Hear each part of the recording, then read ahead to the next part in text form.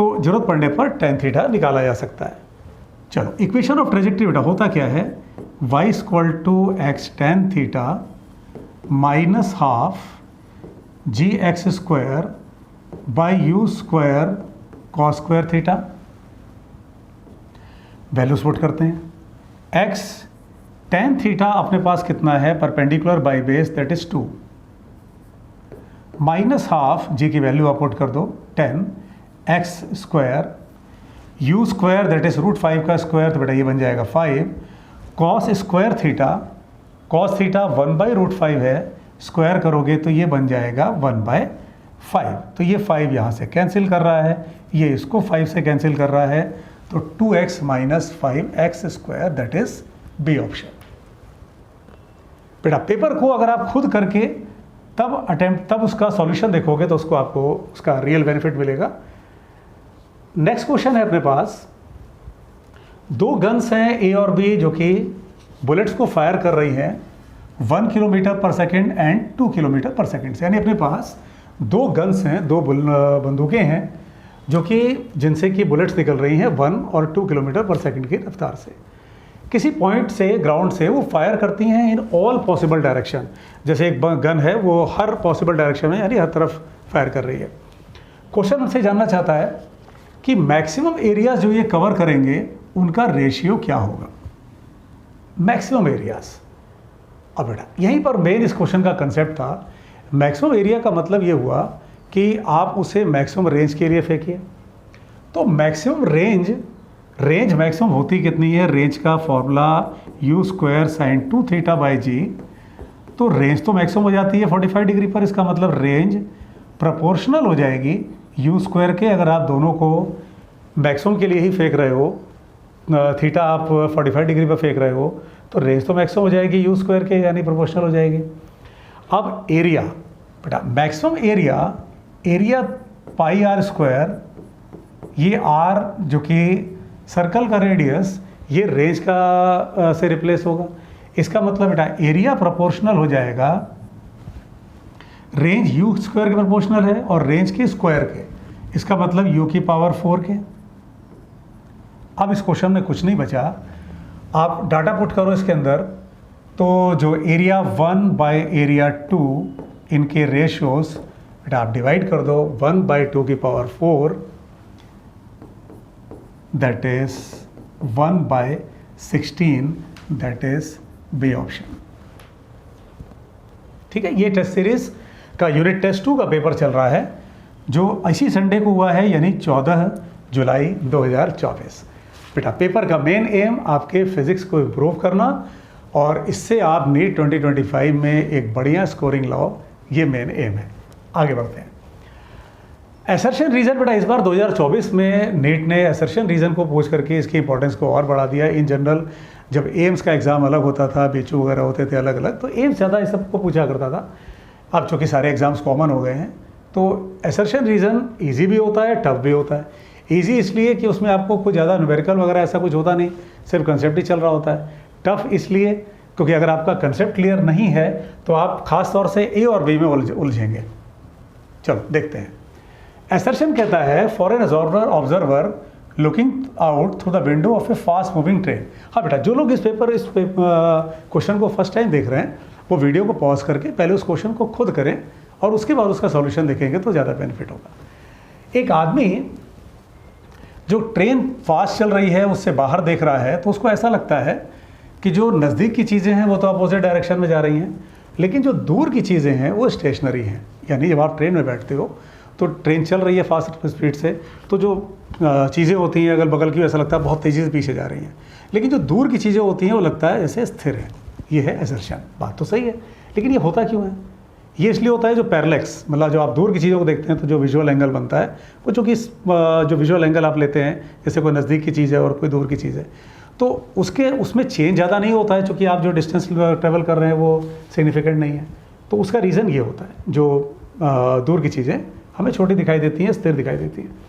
If the observer and the object are moving in velocity v1 v2 respectively with reference to a laboratory frame, the velocity of object with respect to the observer is v2 minus v1। अब ध्यान से देखो बेटा, इसमें reason भी सही है। Yes, relative velocity को आप ऐसे ही तो निकालते हो, v2 minus v1, relative velocity ऐसे ही निकलता है।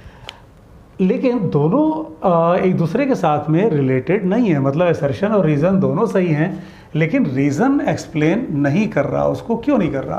क्योंकि रीज़न बात कर रहा है सिर्फ रिलेटिव वेलोसिटी की, और यहाँ जो बात हो रही है, जो डिस्टेंट ऑब्जेक्ट्स होते हैं वो जो स्थिर दिखाई देते हैं, उसके पीछे रीज़न वो जो पैरेलैक्स मेथड है, या जो पैरेलैक्स है, या ये कह लें जो दूर के ऑब्जेक्ट अपने आंखों पर जो विजुअल एंगल बनाते हैं वो छोटा होता है, वो रीज़न है। इसलिए रीज़न गलत, असर्शन रीज़न दोनों सही, गलत मतलब एक्सप्लेन नहीं कर रहा है। तो बेटा इसका ऑप्शन हो जाएगा बी, यस। नेक्स्ट,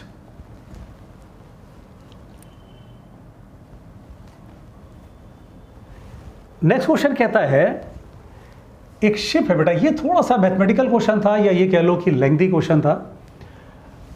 एक शिप है जो कि इतनी वेलोसिटी से चल रही है, आई ईस्ट के अलोंग, जे नॉर्थ के अलोंग, बी है 80 kilometre east and 150 kilometre north of ship A. मतलब क्वेश्चन बोल क्या रहा है, सपोज ये है अपनी शिप ए और ये है शिप बी, ठीक है। शिप ए और शिप बी के बीच में ये फासला 80 किलोमीटर का है और ये फासला 150 किलोमीटर का है। थोड़ा सा ही मैथमेटिकल क्वेश्चन था, लेंथी क्वेश्चन भी था। तो बेटा कुछ क्वेश्चन एग्जामिनर जानबूझ के ऐसे डालता है एग्जाम में जो थोड़े लेंथी हो, जिसमें आपका टाइम किल हो, तो उन क्वेश्चंस को आपको तब अटेम्प्ट करना चाहिए लास्ट में जब आपके पास टाइम हो।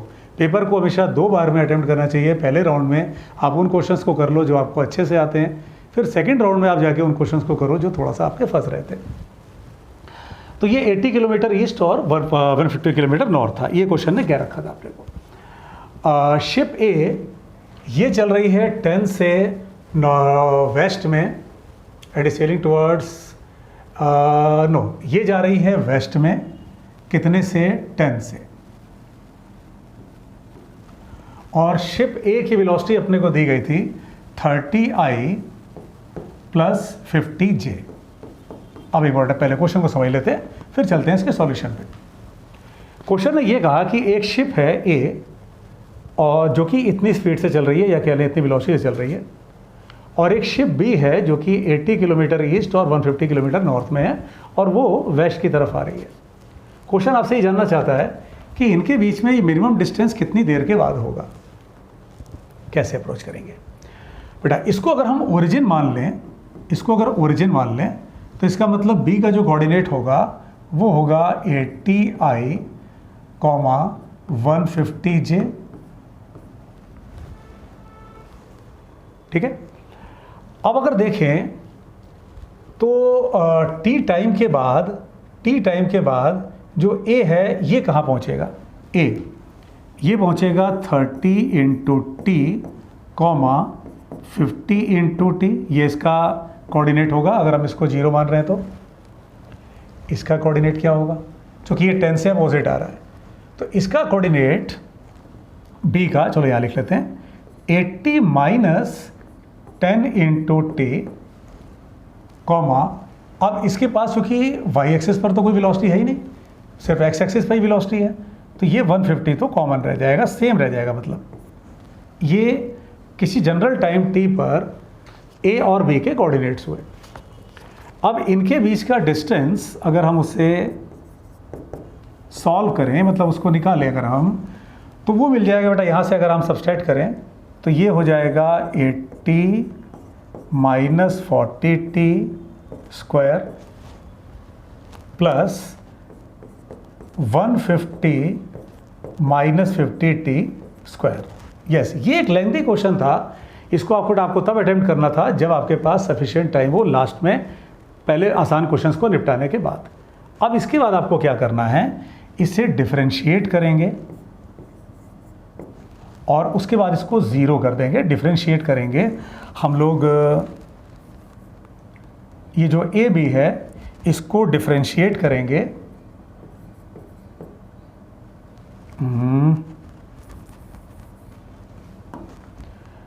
d upon D T of A B, ये जो आपने निकाला है, और इसको 0 कर देंगे। वहाँ से हमें टाइम की वैल्यू मिल जाएगी। इसके बाद ये सिर्फ बच्चों उसमें कैलकुलेशन बच रही है, तो हम लोग उस स्टेप को छोड़ करके आगे बढ़ रहे हैं। आप इसको एक बार खुद से करके देखना। ये बस इक्वेशन जो है इसको डिफरेंशिएट करके आपको 0 कर देना है, दैट्स ऑल। यहाँ से टाइम की वैल्यू आएगी और आंसर आपको इसमें मिलेगा 2.6। ये थोड़ा सा लेंथी था क्वेश्चन, ठीक है। तो बेटा एग्जामिनर तो ये करता ही है, सारे क्वेश्चन एक जैसे तो नहीं होते, कुछ क्वेश्चन ईजी होंगे, कुछ मीडियम होते हैं, कुछ टफ होते हैं। तो ये क्वेश्चन वैसा था जिसको आपको लास्ट में अटेम्प्ट करना था। नेक्स्ट, अब ये एक बार फिर से assertion reason, higher the range greater is the resistance of ammeter. बेटा फिर वही बात, असर्शन रीजन के क्वेश्चन या थ्योरेटिकल क्वेश्चन स्कोरिंग भी होते हैं, और अगर आप उसमें गलती कर दो तो यस वो आपका नंबर भी काट लेते हैं। स्कोरिंग इन द सेंस कि अगर आपका कंसेप्ट क्लियर है तो आपको ज़्यादा उसमें कुछ करने की ज़रूरत होती नहीं, सिर्फ कंसेप्ट बैठाओ। क्वेश्चन ये कह रहा है आपसे कि अगर हम एमीटर के रेजिस्टेंस को बढ़ा दें तो उसकी रेंज बढ़ जाएगी। बट यहीं पर रुको जरा, एमीटर बनता कैसे है? एमीटर बनता है गैल्वेनोमीटर के पैरेलल में रेजिस्टेंस को लगा के, शंट रेजिस्टेंस को लगा के। इसका तो उद्देश्य ये होता है कि रेजिस्टेंस जितना कम हो उतना अच्छा। तो स्टेटमेंट जो आपकी फर्स्ट है यानी जो असर्शन है वही गलत हो गया बेटा। ये सबसे आसान स्थिति होती है।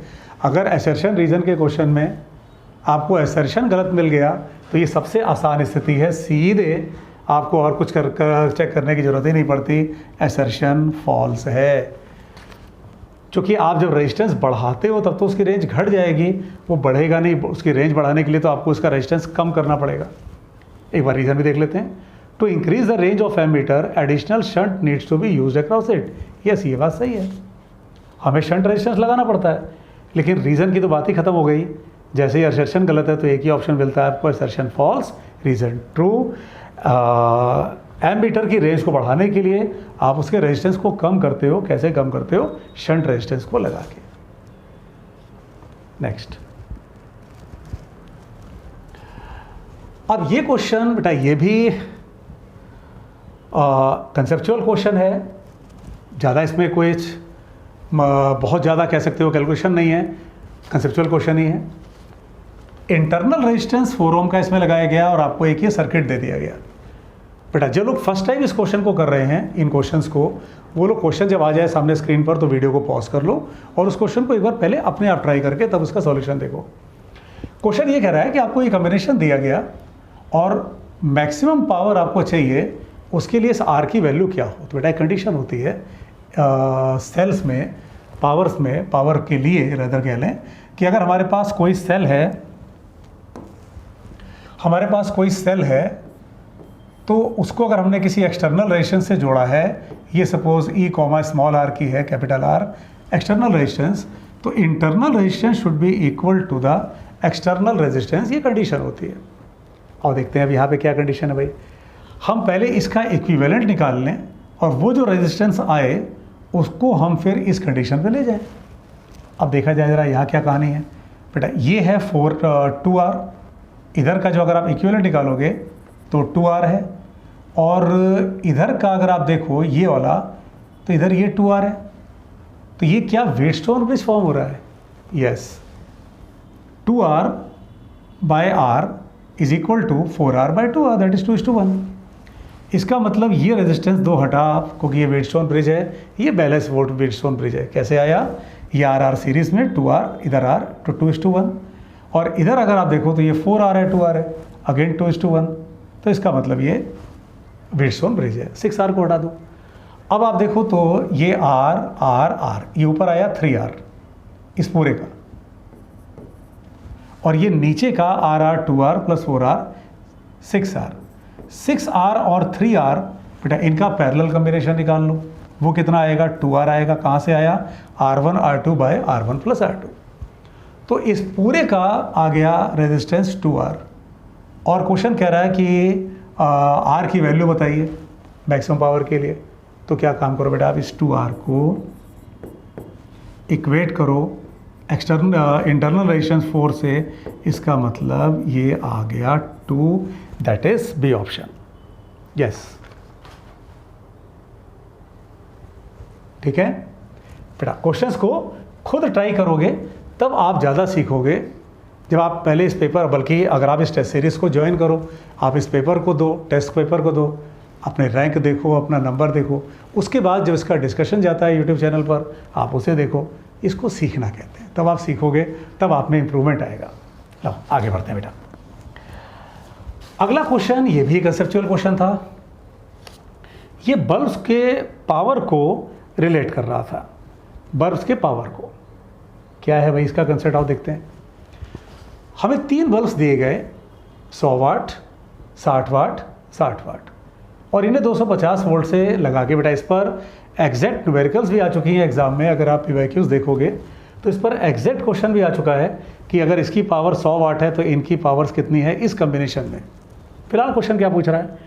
क्वेश्चन पूछ रहा है हमसे कि इनकी पावर जो ये बाहर दे रही हैं, ये आपस में कैसे रिलेटेड है, कैसे निकाला जाए। पावर का जो फॉर्मूला होता है वो V²/R, या आप कह लो रेजिस्टेंस को V²/P लिख सकते हैं। जिसकी पावर कम उसका रेजिस्टेंस ज़्यादा। इसका मतलब resistance of 100 what is less than that of 60 वाट। एक रिलेशन ये मिली अपने को। तो इसका मतलब ये हुआ कि ये 100 वाट वाले का रेजिस्टेंस 60 वाले से कम है। यहाँ से हमने ये रिलेशन ढूंढी। अब कंसेप्ट बैठाओ। ये जो 60 वाट वाला बल्ब है, ये तो डायरेक्टली 250 वोल्ट से जुड़ा हुआ है, तो इसमें तो पूरा करंट चला जाएगा। मतलब ये तो सीधे सीधे, अगर आप इसके रेजिस्टेंस को कुछ देर के लिए R बोल दो 60 ओम वाले के, तो इसमें से करंट जाएगा और इसके अक्रॉस V²/R, तो B3 तो मैक्सिमम होगा। यानी बल्ब जो 3 है वो तो मैक्सिमम तेज़ी से जल रहा होगा, क्योंकि इसके थ्रू पूरा ही करंट जाएगा। मतलब इसको कहीं डिवीज़न नहीं होना है, कहीं बटना नहीं है। अब अगर करंट को कंपेयर करें तो यहाँ का रेजिस्टेंस B1 और B2 ये आपस में सीरीज़ में लगे हुए हैं, तो इस पाथ का रेजिस्टेंस और जिसमें सिर्फ B3 जुड़ा है, रेजिस्टेंस किसका ज़्यादा होगा? रेजिस्टेंस यहाँ का ज़्यादा होगा। रेजिस्टेंस यहाँ का ज़्यादा इन कंपैरिजन टू यहाँ के। तो रेजिस्टेंस कुल मिला के यहाँ का रेजिस्टेंस चूँकि ज़्यादा है, तो अगर हम कह दें यहाँ के करंट को I1, यहाँ के करंट को कह दें I2, तो I2 should be greater than I1। ये किस लॉजिक से समझ में आ रहा है? चूँकि यहाँ का रेजिस्टेंस ज़्यादा, यहाँ का रेजिस्टेंस कम, तो जिधर रेजिस्टेंस कम होगा उसमें से करंट ज़्यादा जाएगा, तो इसमें से करंट ज़्यादा जाएगा। तो इसका मतलब B3 को तो मैक्सिमम होना चाहिए। अब आ जाए अगर हम इन दोनों को कंपेयर करने में, तो इन दोनों में करंट एक जैसा जा रहा है, तो जिसका रेजिस्टेंस ज़्यादा होगा उसकी रोशनी ज़्यादा होगी। इसका मतलब सबसे तेज़ जलेगा B3, क्यों? क्योंकि इसमें से करंट ज़्यादा जा रहा है। फिर जलेगा B2, क्योंकि दोनों सीरीज़ में है, तो इसमें से ज़्यादा कोई रेजिस्टेंस इसका ज़्यादा है तो ज़्यादा रोशनी। सीरीज़ कम्बिनेशन में करंट को कॉमन कर लो, और इसमें सबसे कम, यानी बच्चों अब जिन क्वेश्चंस में आपको कोई डाउट लग रहा हो, आप उसको बेटा समझ करके दोबारा देख करके वीडियो को, और उसके बाद अपने नोट्स में उन कंसेप्ट्स को लेके जाओ। क्योंकि हो सकता है ये जो टेस्ट सीरीज़ के कुछ क्वेश्चंस हम लोग कर रहे हैं, इनमें से कई क्वेश्चन आपको नीट 2025 में डायरेक्ट मिल जाए। नेक्स्ट, अब क्वेश्चन इसमें पूछ रहा है अपने से, which of the following statement is false in a balance Wheatstone bridge if the cell and the galvanometer are exchange, null point is disturb. बेटा पहला ही मिल गया आपको सीधे। व्हीटस्टोन ब्रिज में आप सेल और जो बीच वाले जो जहाँ पे आप कैलकुलेशन करते हो, गैल्वेनोमीटर लगाते हो, अगर आप उसको इंटरचेंज कर दो तो गैल्वेनो उस पर बैलेंस कंडीशन में कोई फ़र्क नहीं पड़ता है। ये तो बैलेंस व्हीटस्टोन ब्रिज की कंडीशन होती है। तो आंसर तो हम लोगों को डायरेक्ट मिल गया। चेक कर लेते हैं बाकी को भी, ताकि अपना कंसेप्ट हम लोग और क्लियर कर सकें। Resistance can be use as a potential divider. बस इसी रेजिस्टेंस का तो यही काम ही होता है, क्योंकि वेरिएबल रेजिस्टेंस होता है वो। Kirchhoff second law represent energy conservation. Yes, first law conservation of charge, second law conservation of energy, वो सही है। Wheatstone bridge the most sensitive when all the 4 resistances are of same order of magnitude. Yes, most sensitive का मतलब हो गया कि जब वो आप उनको बैलेंस कंडीशन में लेके चलते हो तो उस कंडीशन में उसको मोस्ट सेंसिटिव मानते हैं। यस, तीनों ऑप्शन बाकी के सही हैं और हमें चूंकि फॉल्स सुनना था इसलिए फर्स्ट ऑप्शन, चूंकि व्हीटस्टोन ब्रिज में आप अगर उनको एक्सचेंज करते हो तो नल पॉइंट पर कोई फर्क नहीं पड़ता। नेक्स्ट। हाँ बेटा, अब इस तरह के क्वेश्चन आप देखो, जैसे ये जो क्वेश्चन है ये कई बार इस तरह के क्वेश्चन एग्जाम में आए हैं, हर एग्जाम में आए हैं, क्या जेई क्या नीट सब में इस तरह के क्वेश्चंस कई बार आए हैं। चलो देखते हैं बेटा क्वेश्चन क्या है। 3 ओम का एक वायर है जिसको आपने खींच दिया डबल लेंथ। पहला कंसेप्ट, जब आप वायर को अगर n टाइम्स खींचते हैं तो उसका रेजिस्टेंस n स्क्वायर टाइम्स हो जाता है। तो अगर आपने उसे डबल लेंथ तक खींचा तो इसका मतलब जो नया रेजिस्टेंस है वायर का वो हो जाएगा 4 × 3 12 ओम। अगर आप वायर को n टाइम्स खींच दें लेंथ उसकी तो जो रेजिस्टेंस होता है वो n स्क्वायर टाइम्स हो जाता है। तो ये आ गया। अब उसको बेंड किया आपने सर्कल के लिए, आपने उसको मोड़ा सर्कल के लिए। If 2 points of this circle makes an angle 60 degree, यानी जिन 2 पॉइंट्स के बीच में आपको रेजिस्टेंस निकालने को बोला गया है ये एंगल बना रहे हैं कितने का, 60 डिग्री का। क्वेश्चन आपसे इसमें इक्विवेलेंट रेजिस्टेंस जानना चाहता है। मान लेते हैं इन दोनों पॉइंट्स को ए भी कह दें, तो ये टोटल 12 ओम है। बेटा अगर ये 60 डिग्री है तो मतलब 360 का छठा हिस्सा है, तो मतलब आप कह सकते हो 12/6, तो ये 2 ओम है। इसका मतलब ये बचा हुआ 10 ओम है, ये पूरा वाला। ठीक, 360 में अगर 360 डिग्री में 12 ओम है तो 60 डिग्री मतलब उसका 1/6 हिस्सा, तो 2 ओम। तो 10 और 2 ओम अब ये पैरेलल कनेक्शन है, तो 10 × 2 that is 20 by 10 + 2 that is 12, काट दो इसको आप, तो ये आ गया 5/3 ohm. Yes, D option. Next. अब ये क्वेश्चन अपने को पोटेंशियल्स को रिलेट करने के लिए या पोटेंशियल को रिलेट करते हुए कंसेप्ट पर है। बेटा जो लोग फर्स्ट टाइम कर रहे हैं वीडियो को पॉज करो, एक बार क्वेश्चन को खुद करो और फिर उसके बाद वीडियो आगे बढ़ा के उसका सॉल्यूशन देखो। हाँ, अब बेस्ट तो यही है बेटा कि आप पेपर को पहले दो और उसके बाद फिर आप उसके सॉल्यूशन को चेक करो। क्वेश्चन ये कहता है कि स्विच को जब बंद कर दिया तो करंट कितने का जाएगा। कैसे निकले भाई? इस पॉइंट के पोटेंशियल को नाम दे दो आप V। तो करंट जो इधर जा रहा है यानी 20 -V/2 प्लस जो करंट इधर से आ रहा है दैट इज I2, 10 - V/4, इसे बराबर हो जाना चाहिए V/2 के।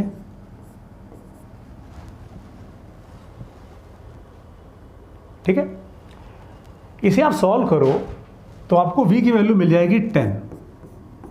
सॉल्व कर लेना तो आपको V की वैल्यू मिल जाएगी 10।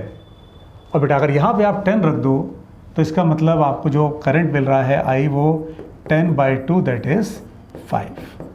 तो जो मेन कंसेप्ट है बेटा उस पर फोकस करते हैं। मेन कंसेप्ट इस इक्वेशन में है। इस पॉइंट का पोटेंशियल हम लोगों ने मान लिया अभी इस क्वेश्चन में। एग्जामिनर हमसे इस कॉमन जंक्शन का पोटेंशियल भी मांग सकता था, इस पर ऐसे क्वेश्चन भी बन सकते थे। तो जो करंट यहाँ से यहाँ जा रहा है और जो करंट इधर से आ रहा है, जंक्शन लॉ पूरा करंट इधर चले जाना चाहिए। तो हम लोगों ने 20 - V/2 यानी इस करंट को निकाला, 10 - V/4 इस करंट को निकाला और इसको V/2 कर दिया, V - 0/2 V/2 सॉल्व किया, V10 आया और इसको फिर करंट निकाल लिया तो 5 एम्पेयर आया, डी ऑप्शन आया।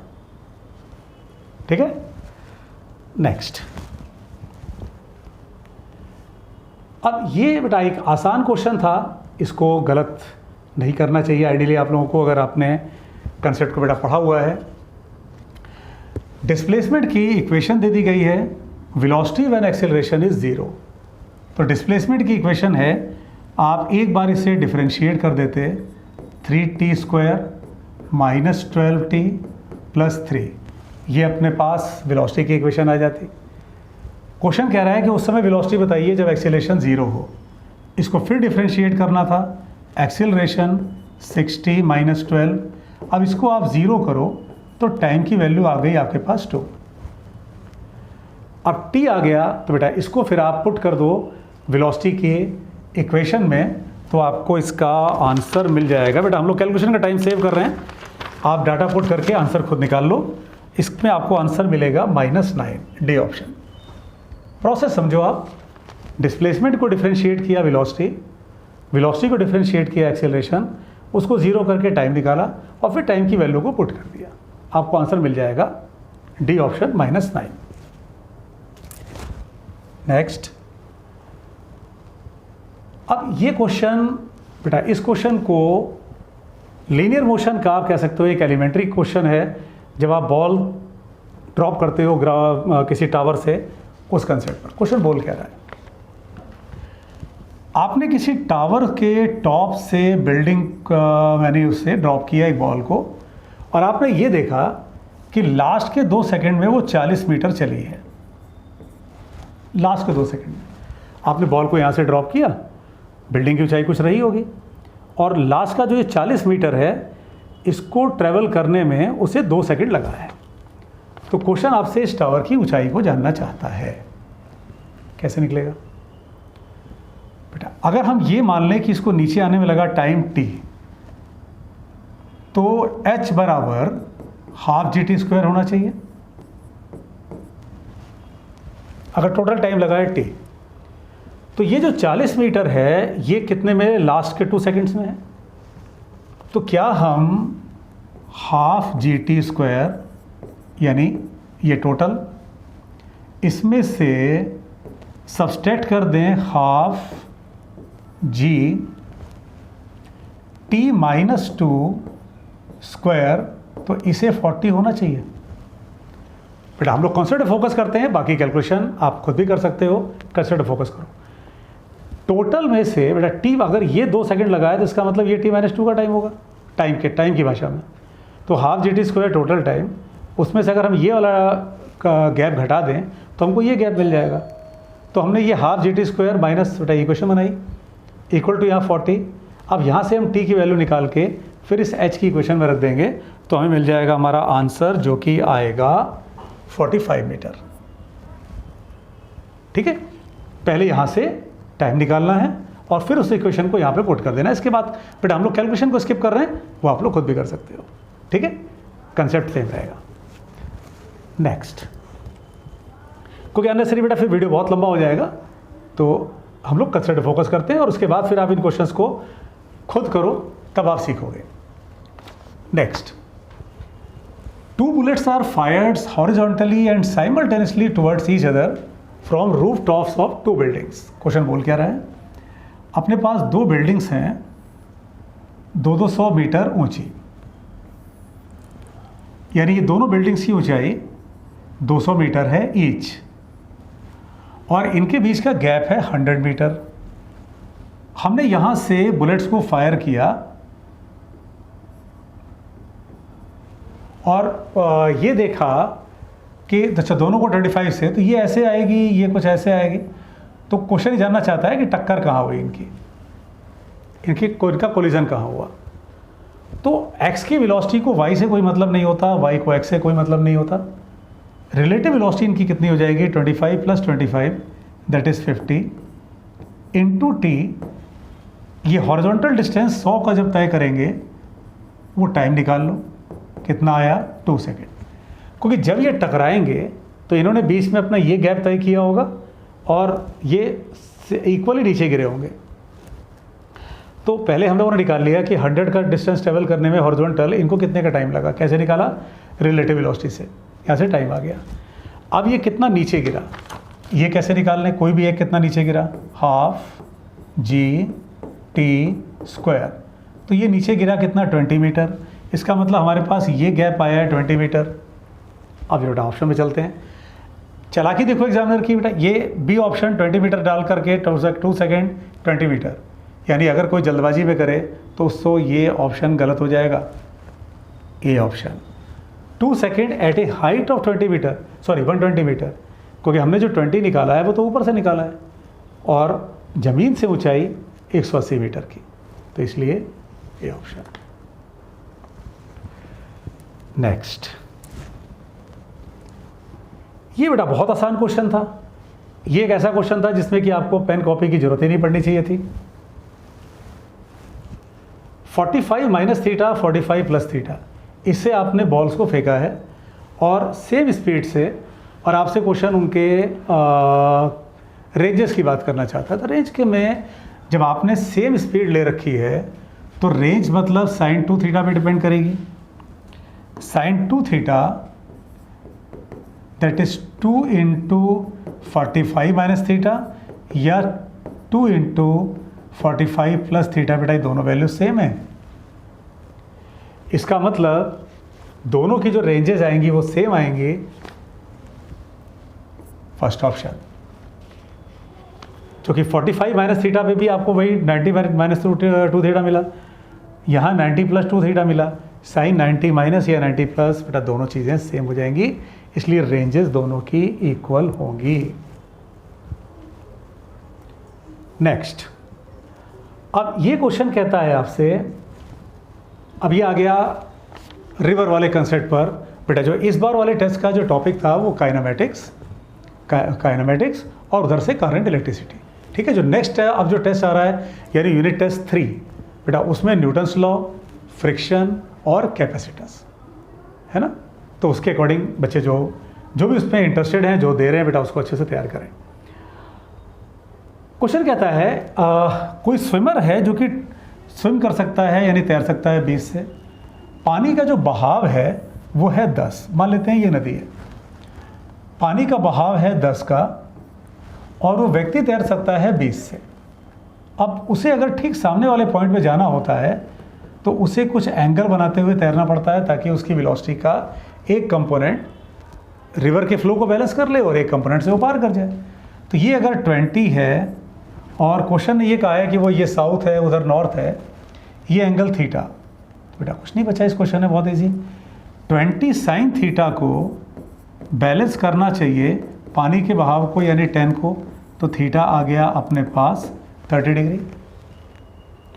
अब 30 डिग्री, बेटा क्वेश्चन मांग क्या रहा है हमसे, ये जो लाइन है इसके रेस्पेक्ट में, तो इससे वेस्ट की तरफ उसको चलना चाहिए यानी 30 डिग्री टुवर्ड्स वेस्ट। हाँ, 30 डिग्री टुवर्ड्स वेस्ट, क्योंकि उसको इधर की तरफ थोड़ा सा इंक्लाइंड चलना चाहिए ताकि उसकी वेलोसिटी का एक कंपोनेंट पानी के बहाव को बैलेंस कर सके। नेक्स्ट, अब ये बच्चों एक फॉर्मूला बेस्ड क्वेश्चन था, इसमें कुछ ऐसा कंसेप्ट नहीं है, ये बस आपको एक चार्ट बना करके मैच द फॉलोइंग टाइप से जो क्वेश्चन होता है वो दे दिया गया था। बस ये फॉर्मूला बेस्ड क्वेश्चन था, इसमें आपको ऑप्शन मिलना चाहिए ए। बेटा इसमें ऐसा कुछ सीखने लायक नहीं है, सिर्फ फॉर्मूले अगर किसी को याद है तो वो डायरेक्टली इसके ऑप्शन तक पहुंच जाएगा। तो हम लोग यहाँ से आगे बढ़ते हैं, इसमें ऐसा कुछ सीखने लायक नहीं है, कुछ ऐसा टफ नहीं है। हाँ बेटा, ये क्वेश्चन थोड़ा ट्रिकी था क्योंकि इसमें मास को रिलेट करना था लेंथ और एरिया के साथ में। चलो क्वेश्चन था क्या, क्वेश्चन कहता है अपने पास 3 वायर्स हैं कॉपर की जिनके मासेस का रेशियो ये है और जो लेंथ हैं उनका रेशियो ये दिया हुआ है। इनके इलेक्ट्रिकल रेजिस्टेंस का रेशियो क्वेश्चन जानना चाहता था।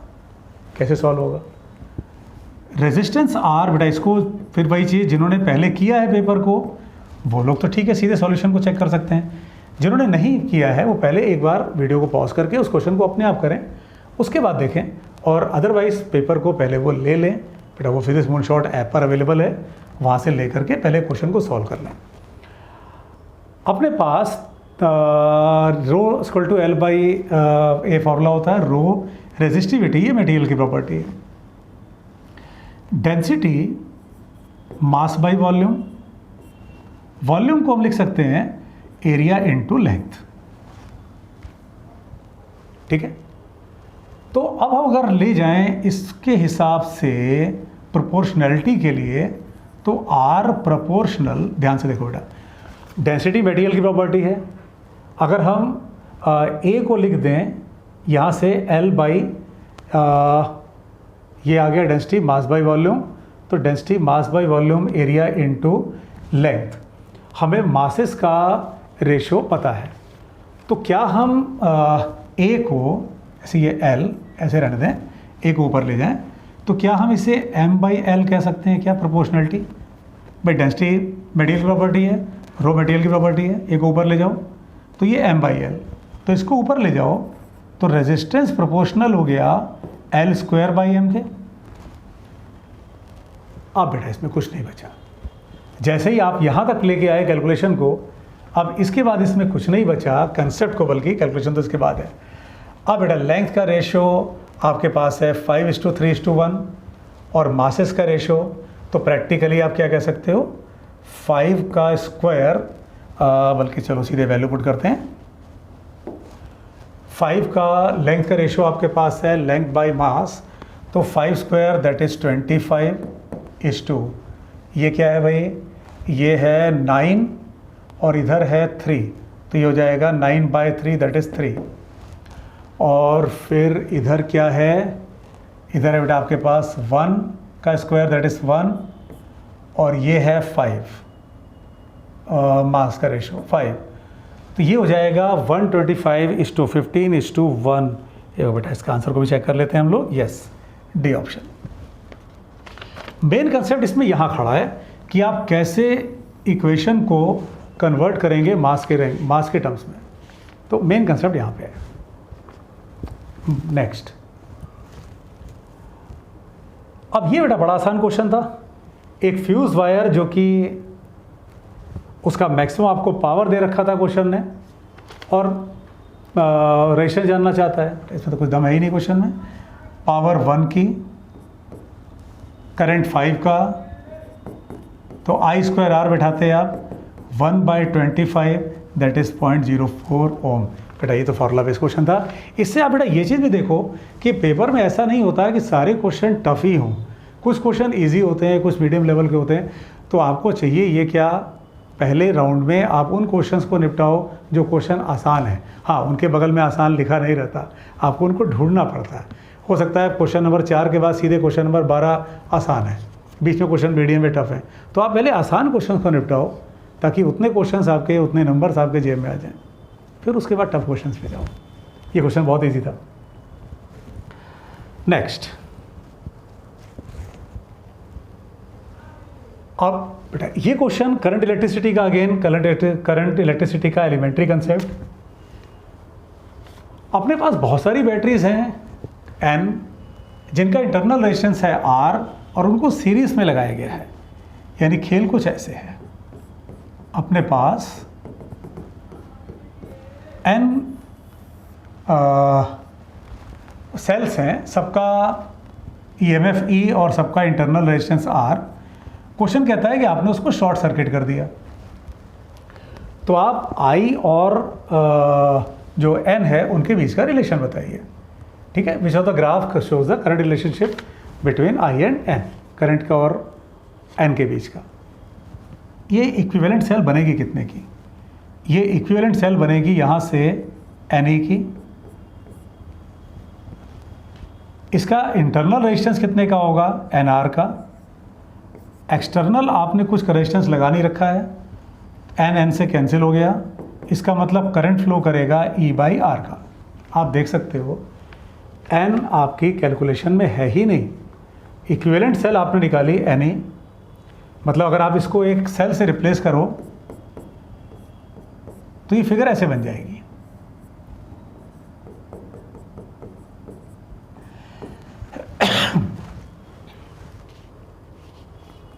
अब इसको बेटा जब आप करंट के लिए निकालोगे तो Ne/Nr, N कैंसिल, E/R, इसका मतलब करंट कांस्टेंट है, उसको कुछ लेना देना ही नहीं है इस सेल की संख्या से। अब देखो बेटा ट्रिकी क्वेश्चंस हैं, कंसेप्चुअल क्वेश्चंस हैं, कोई ऐसा बहुत टफ नहीं, कुछ एक क्वेश्चन ही है जो कि थोड़ा लेंथी है, अदरवाइज तो बहुत इजी क्वेश्चन। ये क्या है भाई, अब इसको देखा जाए। 3 ओम वाले में से 0.8 एम्पेयर का करंट गया है, आपसे क्वेश्चन 4 ओम से पोटेंशियल ड्रॉप जानना चाहता है। ये कैसे होगा, 3 ओम में से 0.8 एम्पेयर, बेटा अगर रेजिस्टेंस डबल तो करंट हाफ, मतलब इसमें से 0.4 गया होगा। रेजिस्टेंस अगर डबल हो जाता है तो करंट हाफ, V=IR।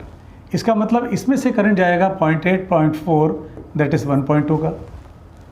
अब आप 4 ओम के अक्रॉस पोटेंशियल ड्रॉप निकाल लो, 1.42 इंटू 4 दैट्स ऑल। अगेन आसान क्वेश्चन।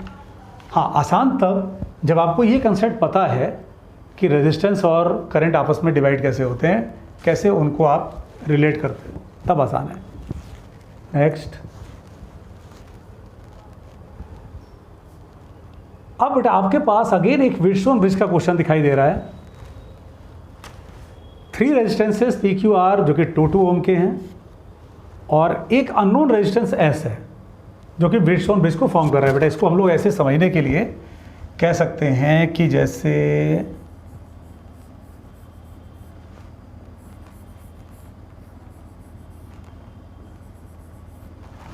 अब ये 2 है, ये 2 है, ये भी 2 है, ये रेजिस्टेंस नहीं पता, इसी को क्वेश्चन ने कहा है कि ये एस है, इसी एस को अननोन बनाया गया है। लेकिन क्वेश्चन ये कह रहा है कि जब इसके साथ में आप 6 ओम का एक रेजिस्टेंस लगा दे रहे हो तो ये जो ये है, ये बैलेंस्ड हो जा रहा है। इसका मतलब क्या निकला? जब 2/2 बेटा यहाँ से अगर आप देखोगे, मतलब इस वायर को आप ऐसे निकाल सकते हो, तो यहाँ पे जो रेशियो है 2/2 और यहाँ पे भी 2/2 होना चाहिए। तो ये 6 जोड़ने पर यहाँ पे रेजिस्टेंस की ऐसी क्या वैल्यू होनी चाहिए कि इनका पैरेलल कॉम्बिनेशन 2 आ जाए। तो S कितना होना चाहिए? 3 ओम, ताकि 6 और 3 बेटा इनका पैरेलल कॉम्बिनेशन आ जाएगा 2 ओम, और तभी ये बैलेंस्ड व्हीटस्टोन ब्रिज बन पाएगा 2/2। अगेन एक आसान क्वेश्चन था, 3 ओम। नेक्स्ट बच्चों, ये क्वेश्चन लीनियर मोशन के एलिमेंट्री कंसेप्ट एवरेज वेलोसिटी पर बेस्ड था। थोड़ा सा इसको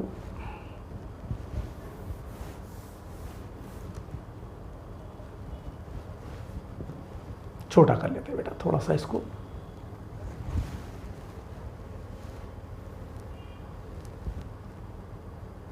इसकी फिगर थोड़ा सा बेटा क्लियर कम है। चलो क्वेश्चन को समझ लेते हैं। वैसे ये पेपर बेटा ये फिजिक्स मूनशॉट ऐप पर भी अवेलेबल है, तो वहाँ से आप डाउनलोड कर लेना। और क्वेश्चन बोल क्या रहा है ये, अपने पास A B C D ऐसे 4 पॉइंट्स हैं, A B C और D।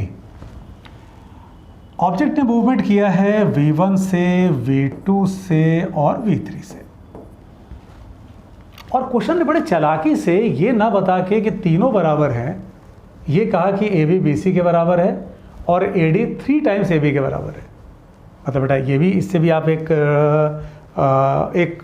जो एग्जामिनर का माइंडसेट होता है वो समझो। एग्जामिनर इस बात को सीधे बोल सकता था कि ये तीनों बराबर हैं, मतलब AB BC CD। वो बोल कैसे रहा है कि AB BC तो बराबर हैं लेकिन AD 3 टाइम्स AB है। प्रैक्टिकली तीनों बराबर हैं। अब क्वेश्चन आपसे एवरेज स्पीड मांग रहा है। बेटा टोटल डिस्टेंस को अगर हम 3x मान लें, x, तो 3x का डिस्टेंस हो गया, x का डिस्टेंस v1 की स्पीड से इतने का टाइम, x का डिस्टेंस ये BC वाला v2 से, और यही x का डिस्टेंस v3 से। बस बेटा इतना ही करना था, तो आपको इसमें ऑप्शन मिल रहा था C वाला। चलो बच्चों, इस लेक्चर में हम लोग टोटल पेपर में 50 क्वेश्चंस थे, हम लोग उसके 50% को 25 को इस पर डिस्कस कर रहे हैं और 25 क्वेश्चन फिर नेक्स्ट वीडियो लेक्चर में जाएंगे। आओ अब देखते हैं ये क्वेश्चन क्या है। एक आदमी किसी बॉल को, किसी ऑब्जेक्ट को मैक्सिमम हाइट तक उछाल सकता है 136 मीटर, तो वो उसको अधिकतम दूर कितना फेंक सकता है? बेटा बहुत आसान क्वेश्चन था, एक स्टैंडर्ड टाइप का क्वेश्चन था। कई बार आपको इस तरह के क्वेश्चन आपको कई बार पुराने PYQ से मिल जाएंगे। मैक्सिमम ऊंचाई मतलब u²/2g, ये अपने को दिया था 136। फिर क्वेश्चन कह रहा है उसको मैक्सिमम डिस्टेंस पर। बेटा मैक्सिमम डिस्टेंस मतलब आप उसको फेंकोगे 45 डिग्री, तो u² sin 2θ/g, sin 2θ हो जाएगा 1। तो u²/g की क्वेश्चन वैल्यू जानना चाहता है। 2 को ऊपर ले जाओ, that is 136 × 2, that is 272 metre, यानी C ऑप्शन। तो बच्चों इस लेक्चर में हम लोगों ने 25 क्वेश्चंस देखे यूनिट टेस्ट 2 के, जो कि 14 जुलाई को 2024 को हुआ। ठीक है, अब बच्चों इस टेस्ट का जो आपको अगर मैक्सिमम बेनिफिट लेना है तो आप टेस्ट सीरीज़ को प्रॉपर ज्वाइन करके उसके हिसाब से करो। ठीक है, आप टेस्ट सीरीज़ को ज्वाइन करो, उसके लिए जो बेटा व्हाट्सएप नंबर्स हैं उन पे आप कांटेक्ट करो। इस नंबर पर 9621591207, बेटा ये नंबर ऑफिस का नंबर है, फिर स्पून शॉट ऑफिस टीम का, आप उससे कनेक्ट हो जाओ। नेक्स्ट पेपर कौन सा आ रहा है, कब है, उसका क्या शेड्यूल है, कैसे आप उस पेपर को अटेम्प्ट करोगे, सारी चीज़ें बताई जाएंगी उसमें। ठीक है, यह जो टेस्ट सीरीज़ का डिक्लेरेशन का जो वीडियो लेक्चर है आप उसको देख लो, उसका लिंक डिस्क्रिप्शन में है, आप उसको देख लो, तो उससे आपको उसका सारा आइडिया मिल जाएगा कि आप ऑफलाइन कैसे दे सकते हो, आप ऑनलाइन कैसे दे सकते हो। ठीक है, नीट 2025 के लिए बच्चों अच्छे से प्रिपेयर करो और एक अच्छी रैंक की तरफ बढ़ो। फिजिक्स में इस टेस्ट सीरीज़ का जो एम है मेन वो यही है कि आप 170 प्लस स्कोर करें। ठीक है, गॉड ब्लेस यू।